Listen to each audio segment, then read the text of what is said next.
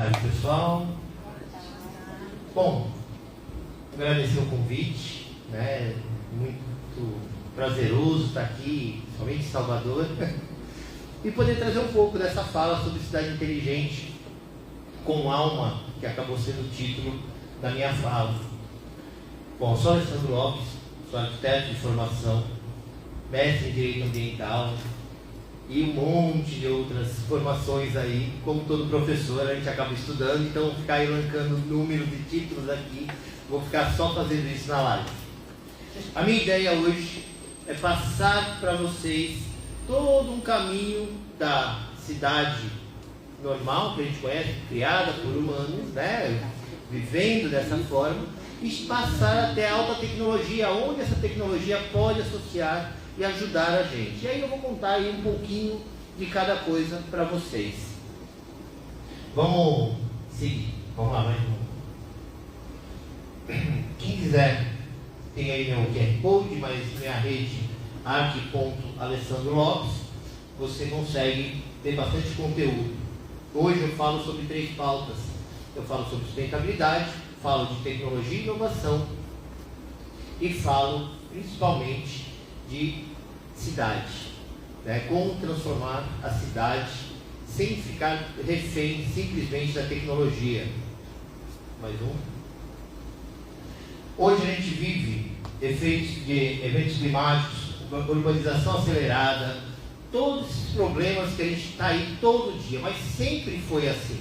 Desde que o mundo é mundo, sempre problemas relacionados a clima e a excesso de população, montagem, sempre houve, sempre teve, né? Cada um na sua época, no seu período, e todo mundo soube lidar com isso de alguma forma. A gente não pode esquecer que a gente vive hoje naquele passado, ou naquele futuro idealizado pelos nossos antepassados.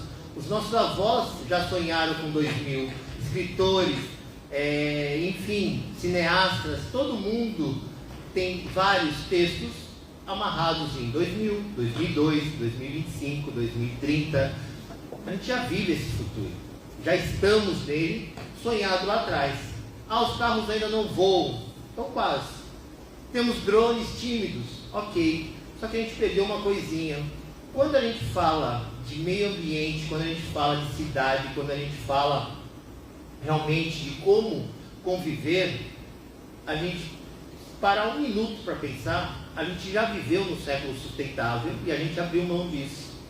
Por N fatores industriais, a gente sai disso e hoje, no século XXI, a gente fala em reutilizar, a gente fala em reciclar, a gente fala em substituir sacolas plásticas por sacolas de papel, mas com certeza todos nós temos memórias dos nossos avós em mercados, feiras e voltando com o jornal do dia anterior, embalando alguma coisa, de ir numa mercearia e voltar com sacolas de papel. Então a gente já teve esse século sustentável, abrimos mão disso por algum motivo, industrializamos, aceleramos e hoje a gente sente o efeito dessas decisões. O efeito dessas decisões cabe a nós agora, já que vivemos esse futuro idealizado pelos nossos antepassados, deixar um legado. O que a gente vai deixar para frente? O que essas pessoas que vão vir depois de nós e que já estão aqui vão ter como cidade? O que elas precisam entender? Vamos mais um. Quando a gente pega algumas referências globais, como a ONU Habitat, como a ISO 37100, eles constroem uma cidade sempre focado no ser humano. E aí trago meu papel de urbanista. Não tem como fazer cidade se não tem humano nela. Ela vai ficar tão perfeita, só que assim, a gente tem vários vetores aí. O ser humano é diferente, né? Cada região tem a sua característica, tem a sua história, tem a sua cultura, e isso não cabe em documentos. Isso é vivido. Quem não tem, em algum momento, uma história de um tio, de um avô, de um conhecido, que tem histórias daquele bairro, daquele quintal, daquela praça, que não está em artigo científico nenhum, não está em livro nenhum. É uma história de experiências vividas ali.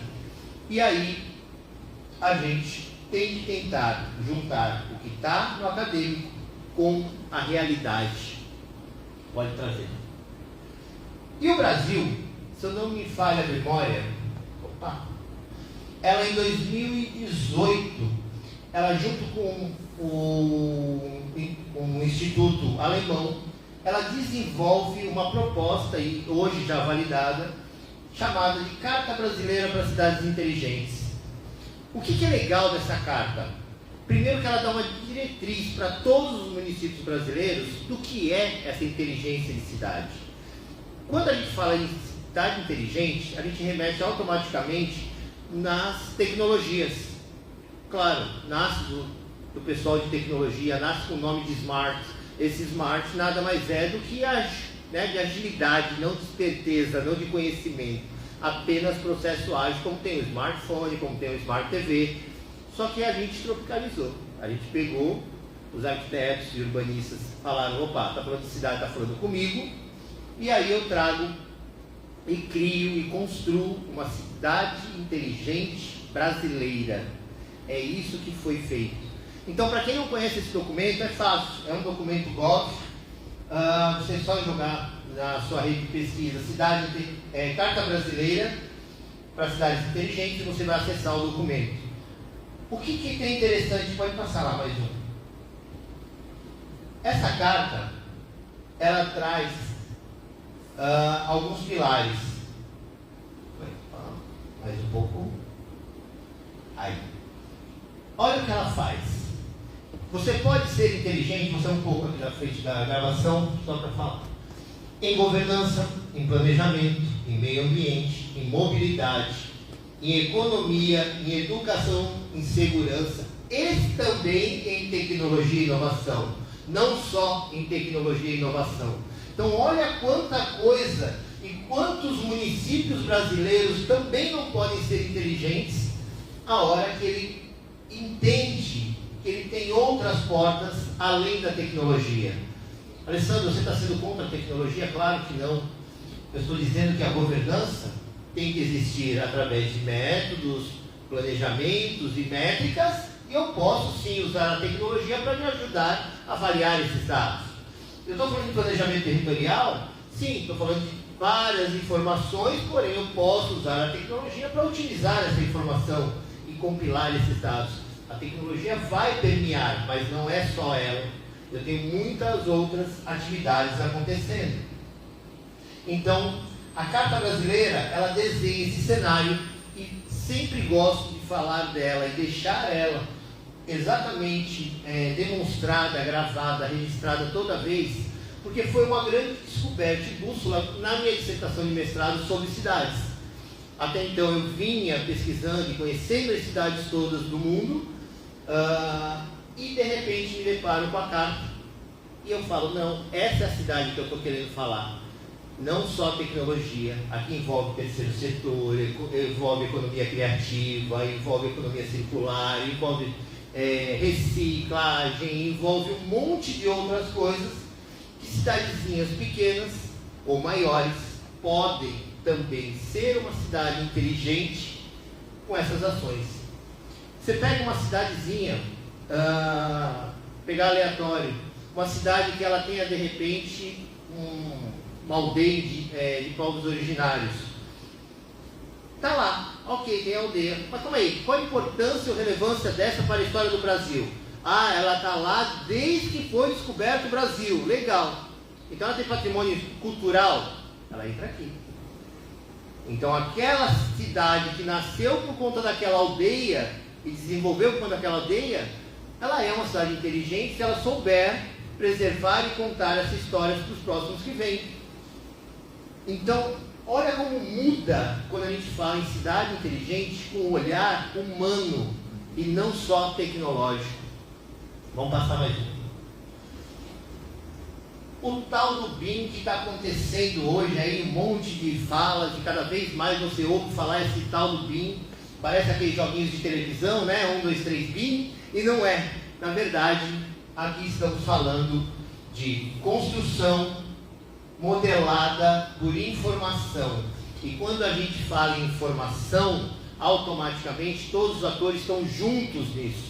Não é exclusivo da engenharia, não é exclusivo da arquitetura.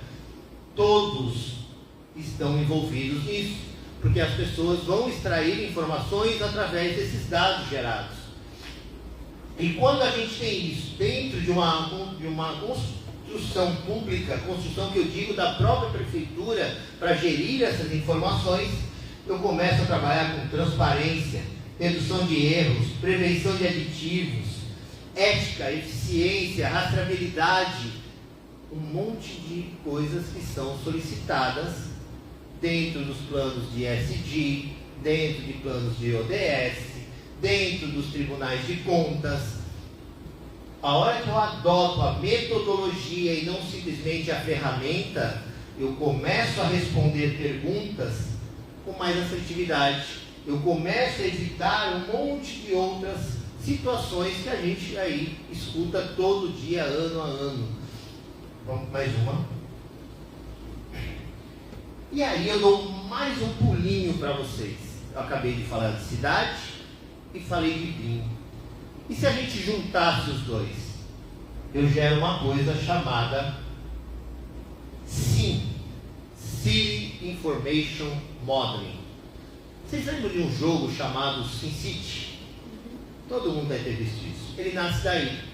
É a cidade modelada por informação. Então, com isso, o que acontece? Eu, com a cidade modelada por informação, eu automaticamente consigo gerir os dados de toda uma cidade. Eu vou fazer o que a gente já tem hoje, que é esse planejamento urbano. Eu jogo isso numa matriz virtual. Eu consigo ter áreas subterrâneas, ou seja, toda a tubulação de água e esgoto que vem existir. Eu consigo ter patrimônios históricos, todos escaneados por nuvens de pontos, acontecendo ali também. Eu consigo ter os edifícios novos, onde era uma casa, sair essa casa que demandava ali um esgoto de tal diâmetro, eu vou subir um prédio, são muito mais pessoas morando, eu tenho que trocar aquela infraestrutura. Só que sem fazer a obra, eu primeiro trabalho no computador, eu simulo, eu faço simulações de catástrofes, eu consigo simular ventilação, iluminação e um monte de outras coisas no computador. E aí eu deixo de ser reativo e viro preventivo. E aí muda todo o jogo.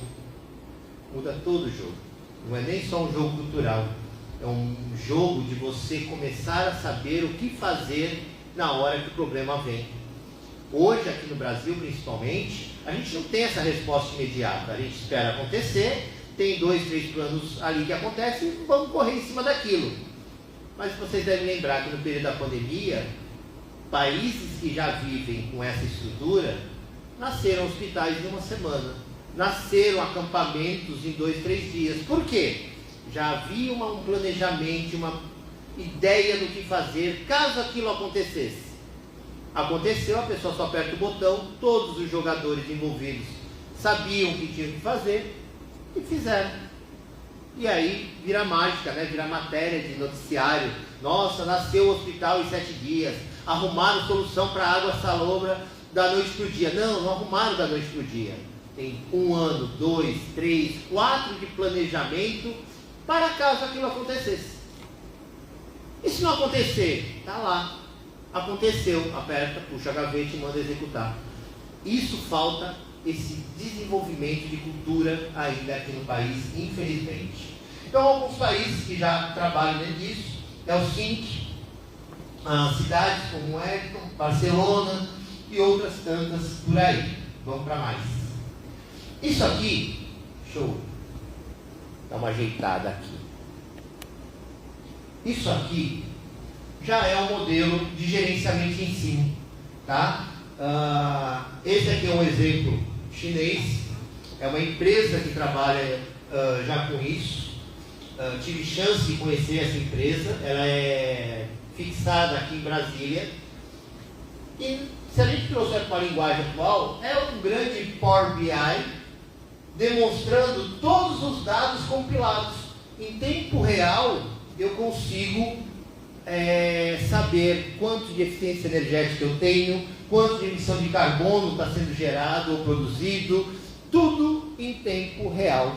Tudo em tempo real. Olha só que ganho que tem. Imagina um gestor público com essa tela grande acontecendo na frente dele. Põe lá aquele video wall de segurança, senta na frente e aqui você começa a perceber, opa, está dando alerta aqui, está dando alerta aqui. Você consegue gerir isso muito melhor. Vamos para outra tela, tem mais um videozinho. Aqui eu consigo fazer algumas simulações, ó. Ocupação, adensamento, eu consigo gerar. Separar por camadas, ó. Quero saber sobre a área de segurança, quero saber... Porque já tem informação digitalizada. Então, quando nasce uma cidade inteligente, antes já nasceu uma cidade digital, possivelmente, se eu vir pela linha da tecnologia. Então, os dados já estão aí. A diferença é que eu tenho alguém que gerencia e organiza tudo isso. Vocês estão vendo como eu não falo só de engenharia? Olha quantos segmentos e áreas e profissões estão sendo influenciadas que hoje a gente não fala de tecnologia. Está aqui. O que adianta eu formar um administrador ou qualquer outro profissional se a minha prefeitura optou por isso? Hoje eu tenho, a pessoa não sabe nem por onde começar. Ela não sabe o que fazer. Então olha o quanto a gente está atrás de informação e o quanto de oportunidade de emprego tem para os atuais jovens que hoje ocupam. Isso é uma das coisas que eu falo constantemente com meus alunos na faculdade que eu coordeno. É o momento deles. Eu vivi essa transição. Eu saio do papel e venho para o computador. Eu vim acompanhando. E para mim foi ótimo. É o que me coloca hoje aqui, estando aqui em Salvador conversando com vocês. E eles estão passando agora, depois de 30 anos que eu tenho a minha história, pelo mesmo momento. Eles estão saindo do que eu vivi, já como grande, né, já com avanço, para a novidade, que vai mexer em inteligência artificial, vai mexer em um monte de coisa. Eles estão na transição. Então, quem não aproveitar agora, não estudar caminhos agora de tecnologia, com certeza vai sentir essa consequência lá na frente. Vamos mais um pouquinho.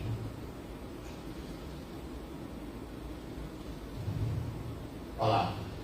Gerenciamento de obra. Isso aqui já está mais normal, principalmente no BIM. Eu consigo ter assertividade de planejamento, etapa a etapa.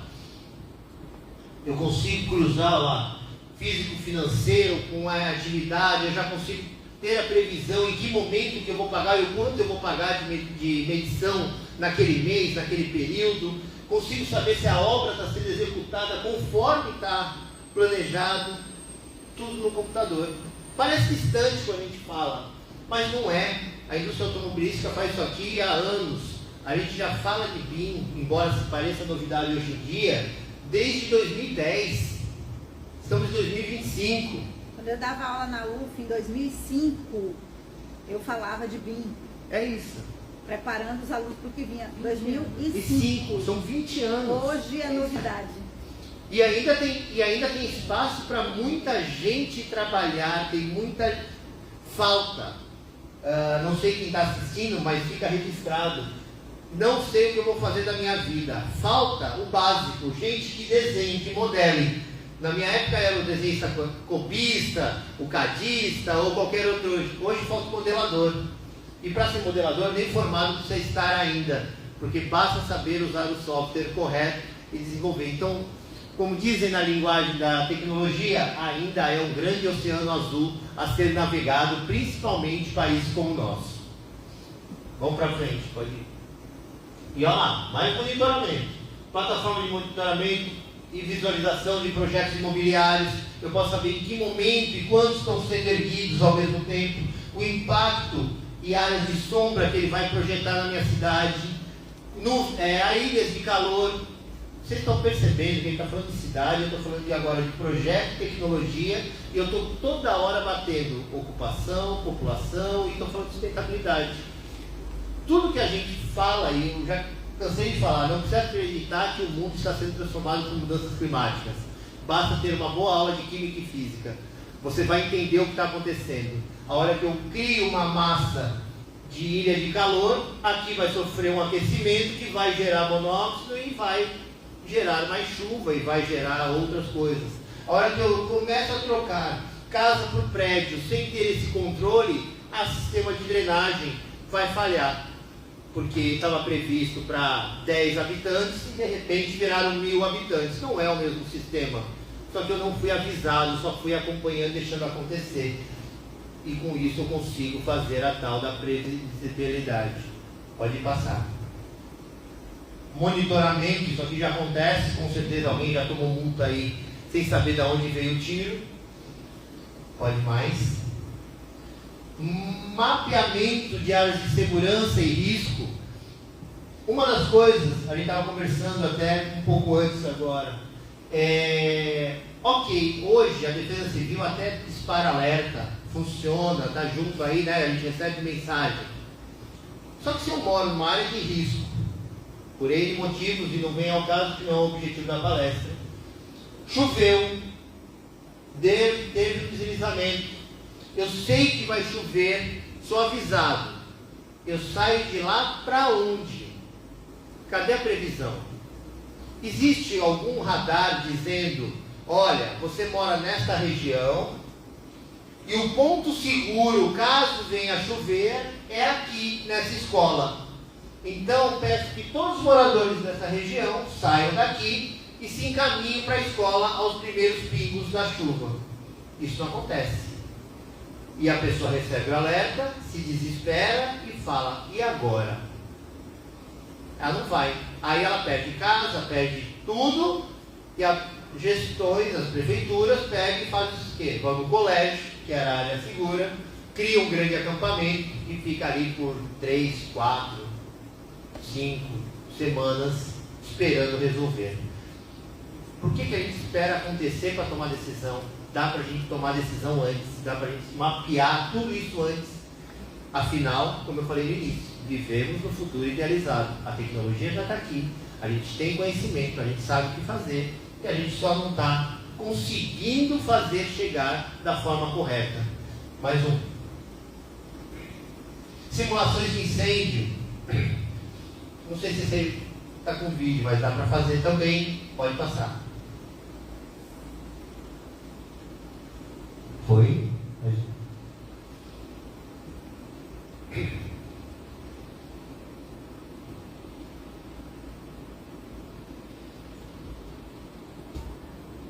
Aumente um pouquinho o som. Esse vídeo aqui de São Vidô vai resumir, só pus um trecho para vocês verem. E quem não conhece São Vidô na Coreia do Sul, ela foi criada para ser uma cidade inteligente, tá? É a mesma que teve aquele clipe daquele sul-coreano, o Psy, do Gangnam Style. Ele foi gravado em São Vidô. O que é legal daqui? Eles conseguem ter a alta tecnologia, lembrando que é uma cidade que foi criada para ser inteligente. Então, ao entrar em casa, ela automaticamente já tem um dispositivo que diz quanto que cada ação que ela faz está economizando de árvores ou gerando de prejuízo para a natureza. Olha lá, todos os índices de informação em tempo real ao entrar em casa. Quando ela quer se comunicar com a prefeitura, tem uma videochamada, ela quer estudar alguma coisa, tem tempo real em casa. O que a gente viveu na pandemia, para eles é uma realidade de rotina. Pode fazer uma yoga, pode pedir. A cidade foi criada para ser isso, para ser um exemplo de cidade inteligente, de tecnologia. Só que tem uma coisa, o sul-coreano tem uma cultura diferente da nossa. Então, por exemplo, vocês vão ver, eu acho que passa esse trechinho, não lembro, mas vale a pena vocês verem o vídeo. A parte de lixo orgânico, lixo reciclado, eles trabalham com sacos menores, saquinho de 10 quilos e tal. Por quê? Porque todo dia tira um pouquinho. Eu não acumulo a semana e faço aqueles sacos enormes para levar. E o lixo é por sucção. Ele vai para uma usina por baixo da terra, que é tratado ou por incineração, para gerar energia, para abastecer tudo isso de inteligência. Olha lá.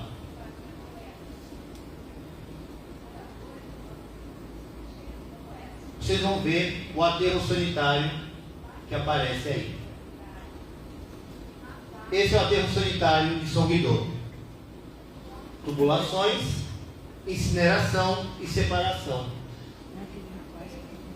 É outra situação. Por que a gente não consegue trazer isso? Essa cidade já existe há mais de 15 anos. Qual a dificuldade, já que gostamos de fazer obras e obras, né, em algumas cidades, não digo cidades mais estruturadas, mas em algumas cidades que ainda estão começando a ter o seu crescimento, por que já não pensar? Já está aí a solução, já tem aí um monte de alternativa. Por que não pegar cidades que não têm tratamento de esgoto e criar por sistema de repente, compostagem, por sistema de biodigestores, gerar energia, gerar gás? Já existe, não é novidade. Mas eu prefiro o esgoto a céu aberto do que usar a inteligência. E aí, o que é legal também aqui de São Guidô, que é a parte que eu mais gosto, me sensibiliza, e eu gosto muito desse vídeo. A escola de São Guidô, embora tenha sido criada para ser uma cidade inteligente, de alta tecnologia, ela é humana. Embora as crianças tenham tela, elas quando estão doentes, como a gente viveu na pandemia, essa criança doente tem aula em tempo real na casa dela, junto com os alunos que estão presenciais. Mas a parte mais cativante é o armário dessas crianças. Eles são criados como seres humanos mesmo, naquele psicológico. Atividades lúdicas de artes, tempos diferentes e atividades dinâmicas de aula, aprende idioma normal, mas, olha lá, são quase que um semi-internato, né, se a gente traduzir para a gente, mas com outras atividades. É legal, é prazeroso estar na escola. E aí, o armário dessa criança, desse adolescente, não vai com o nome dele. E é isso que pegou para mim. Vai com o que ele quer ser. Eles trabalham o sonho desde pequeno. E você quer ser o quê? Quero ser, sei lá, cozinheiro. Então, é o que eu quero ser, quem me inspira e o que eu preciso fazer. Este é o nome do armário de cada um desses alunos. Olha só a importância. O nome foi nossos pais que deram para a gente. Ali é o que ele quer. Ali é ele com essência de pessoa. Então ele tem, eu quero ser cozinheiro, a inspiração é minha mãe, e eu preciso estudar gastronomia e nutrição, e para isso eu preciso disso. Você constrói do zero toda essa cultura que todo mundo prega e fala de cidade inteligente, mas na essência, não só pelo blá blá blá de alta tecnologia ou de projetos que a gente já está cansado de ver. A construção começa muito antes, muito antes. Pode passar lá.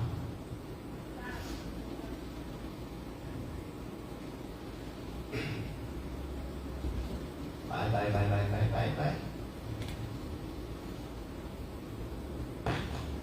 Mais. Deixa eu contar um pouquinho lá da minha terra. Santos, São Paulo. Santos, ela é hoje tida como a 8ª cidade, pelo prêmio de cidades inteligentes, 8ª cidade inteligente do mundo, tá? Ela já está num ranking bem bacana. Só que a inteligência dela está alguma coisa em governança, mas a grande parte em mobilidade e meio ambiente, tá? Ela tem uma política de cultura oceânica, ela tem uma questão de parques ambientais, de preservação e reflorestamento. Então não existe essa preocupação. E por que eu ponho São Guidô e ponho Santos no mesmo frame aqui de fala? Porque é muito próximo o tamanho.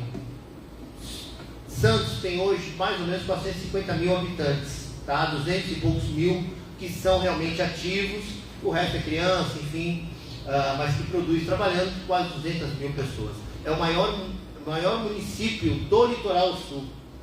Tá? Ele depois na sequência tem São Vicente e aí vai reduzindo com municípios de 50, 70, menos habitantes, né? 1000 habitantes. Santos tem 450 mil. Então ela é verticalizada, muito adensada, porque Santos é uma ilha. Não tem para onde crescer. Quando você olha no mapa, Santos, ele vem alto, ele quase que emenda com outra área de São Paulo. mas é uma área de preservação, é Mata Atlântica. Então não tem construção lá. Tem estradas, tal, mas não tem construção. Habitação, cidades. Santos é área insular, somente a ilha. E aí, com isso, ela consegue fazer essa transição. Tá? E algumas ações pontuais, a prefeitura ela foi recuperando áreas que eram de descarte de lixo, envolvendo comunidade, e isso tem feito um efeito na população gigante. Pessoas que eram tidas como fora de um contexto, elas começam a se entender valorizadas. O bairro dela, que era tido como perigoso, agora passa a ser um bairro visitado. A gente tem lá um recorde, não é um recorde de orgulho, a maior favela sobre águas, e agora foi entendido como bairro. Agora ele troca de status, e estavam comemorando semana passada que agora vai ter água e esgoto. Claro, ela foi entendida pela cidade. Olha quanta mudança pequena em ações de áreas que já estão ali há 30, 40, 50 anos. Decisões erradas na cidade, como a gente sempre falou, lá também teve. O centro é esvaziado, cai de 20 mil habitantes no século XIX para 4 mil habitantes em situações de cortiço. Mas, porque na década de 80 decidiu-se que ia ter uma expansão portuária e proibiu-se a habitação no centro. 30 anos depois, resgata-se a ideia de que o único jeito de centro ter vida é ter habitação de qualidade. E agora reconstrói tudo de novo. Como é que você muda 30 anos de uma semana? Não muda. Mas está sendo feito gradativamente. Vamos para o próximo. Com tudo isso, já caminhando aqui para o final, o que eu mostro para vocês? Dá para juntar os dois. Ter o lado humano e ter o monitoramento tecnológico. A questão é como gerenciar esses dados, como fazer desses dados algo para ajudar na cidade, ajudar na habitação. Cada vez mais a gente ouve que a gente está tendo uma população envelhecida, população com 60, 70 a mais. O Japão já tem mais de 90 mil centenários hoje, 80% mulheres.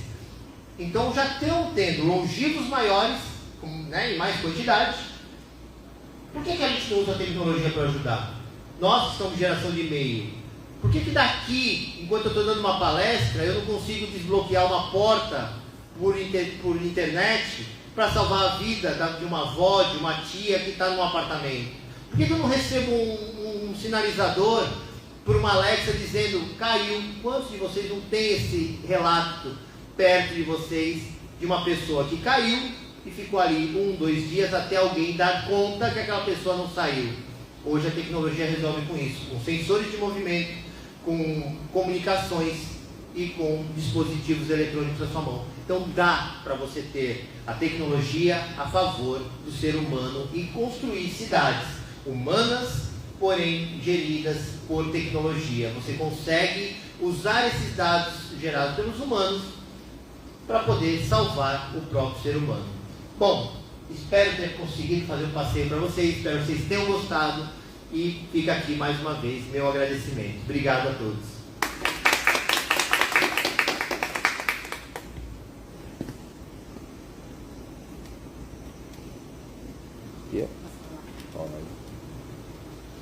Excelente, Alex. Eu acho que casa com o que a gente vem falando, né?